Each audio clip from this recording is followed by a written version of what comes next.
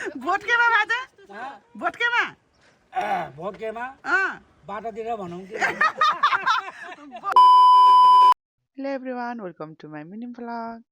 हामी चाहिँ यहाँ चटपट खाना आएको अमृता दिदी, उहाँ चाहिँ शोभा दिदी, उहाँ बाजेहरू पनि आउनुभएको थियो, यहाँ अङ्कल अनि मैले चाहिँ यहाँ पोज गरेको के, यहाँ यसो बस्दा बस्दा यसो पोज दिएको मैले चाहिँ राम्रो लागेर के, ठाउँ कस्तो आनन्दको थियो, इन्जोय गर्न गएको कि हामी चाहिँ।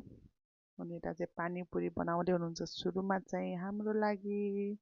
हाम्रो पानीपुरी चाहिँ रेडी भएर पनि आइसक्यो अनि मैले चाहिँ पानीपुरी खाएँ, दामी थियो। यहाँ दिदीले पनि बिग बाइट खाँदै हुनुहुन्छ, उहाँले पनि बिग बाइट। एकदम मिठो छ नानी। भोटकेमा बाजे भोटकेमा भोटकेमा बाटोतिर भनौँ कि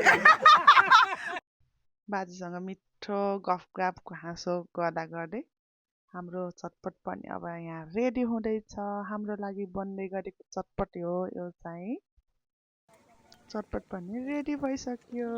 पोज दिँदैछु मैले चाहिँ खुलाइदेऊ भन्दै, हामीले चाहिँ धेरै नखाने भन्दै एउटा सबैले बानेर खान लागेको हामी चाहिँ।